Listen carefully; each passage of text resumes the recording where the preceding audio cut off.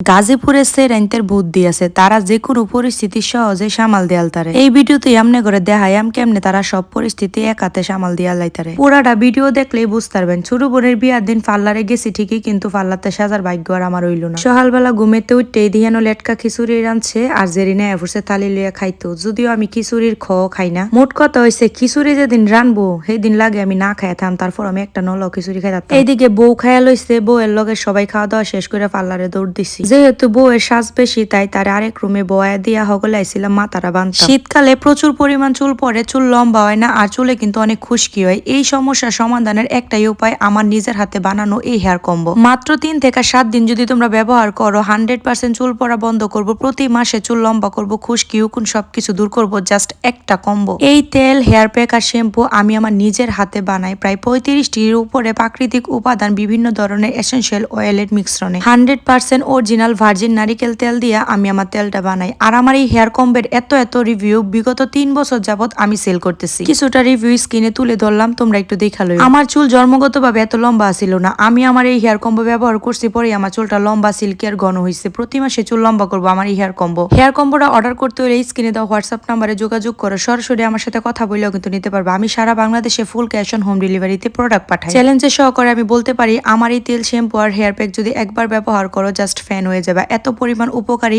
একটা প্রোডাক্ট, তাই আর দেরি না কইরা তাড়াতাড়ি অফারে এই কম্বোটা নিয়ে নাও তোমরা, আর তোমাদেরও চুলটাকে প্রচুর পরিমাণ লম্বা, সিল্কি এবং শাইনিং করো। এই হেয়ার কম্বো অর্ডার করতে হইলে আমার পেজে মেসেজ দাও অথবা স্ক্রিনে দাও হোয়াটসঅ্যাপ নাম্বারে সরাসরি অর্ডার করতে পারো। পার্লারও গেরা হগলে বইছিলাম সাজবার লেগে, কোনো রকম চুলটা বানছি আর মাথাটা বানছি, এই মুহূর্তে ফোন আইছে তাড়াতাড়ি আয় পড়ো, বরযাত্রী আয় পড়ছে। কি রুমটা লাগে কুঞ্ছা, পরে বউয়ের জেরিন্ডে বয়াত হয়ে আমি তাড়াহুড়া করে বাইতাইয়া কোনো রকম নিজে সাজ্জা রেডি হইছি। আয়া হাইরা আমার পুতেরে রেডি করছে। আমার পুতের একটাই স্বভাব, হ্যাঁ জীবনও স্বাস্থ্য না বা এক জায়গাত গেলে ছবি তুলতো না, কি যে একটা কুয়ারা করে। একটু পরে দি বউ আয়া পড়ছে, এখন বউরে নামাইতাছি। 50 কেজি ওজনের এক লেহেঙ্গা বিনছে, নিজে আইটাইতারে না। তারা তো ঠিকই দেউন পাল্লাতে সাজ্জা আয়া পড়ছে, আমি গেলাম ঠিকই পাল্লারও, হুদাই ভাড়াডি আমার গেল কুঞ্চা। কোনো রকম চুলটা বানছি আর শাড়িটা পরছি, পইরা বাইত আয়া 2 মিনিটের ভিতরে কোনো রকম সাজ্জা গুজ্জা একদম রেডি হইছি। আমার সাজলো কোনো কমেন্ট করুন না, যে কারণ আমি জানি আমার সাজটা বেশি একটা ভালো হয়েছে না। অন্য সময় যা টুকটাক ভালো আতা ফাতা জিনিস কি ভালো কইছা।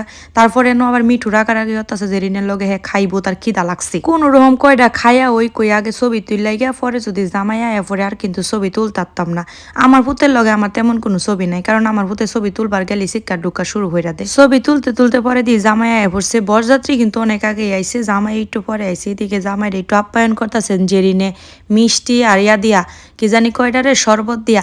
যদিও জেরিন কিন্তু জেওয়াইশ লাগে, কিন্তু বিয়ার দিন হেকেছে জানন, নিজেরে শালি দাবি করছে, জুতা চুরি করছে, টেয়ারি সব মাইরা দিছে বেডার। পরে কিন্তু বেটা ঠিকই বুঝতেছে যে হ্যাঁ তার জেওয়াইশ যাইছে। আরেকদিন তোরে ফাওয়া ধরে বলে সালাম কইরা যে নিচ সেরি উসল করবো। তারপরে গেডে টেয়া লইয়া কথা হইতাছে। অবশেষে গেডে টেয়ারা লইয়াই পরে দৌড় দিছি জামাইয়ের লগে ছবি তুলতাম। ছবি তোলা কিন্তু একটা বাহানা আসিন, আসল উদ্দেশ্য আসিন জামাইয়ের জুতা চুরি হরা। তারা চুরি করছে, আমরা সাহায্য করছি ছবি তোলার কথা কইয়া।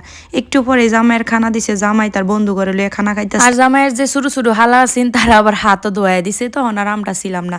একটু পরে খাওয়া দাওয়া করে জামাই উপরে উঠছে। এখন জামাই আর বউরে একখানো নেওয়া হইব, কিছু নিয়ম কারণ আছে, মা বাপ সৈপা দিব, তো এগুলাই তো মিষ্টি টিষ্টি খাওয়াইবো। কিন্তু বউ কিন্তু একটুও কাঁদছে না, বিশ্বাস করতেন না, পুরোটা ভিডিও দিয়ে একটুও কাঁদছে না। বউ আসতে জামার বাড়ি গেছে, এদিক তো বালা।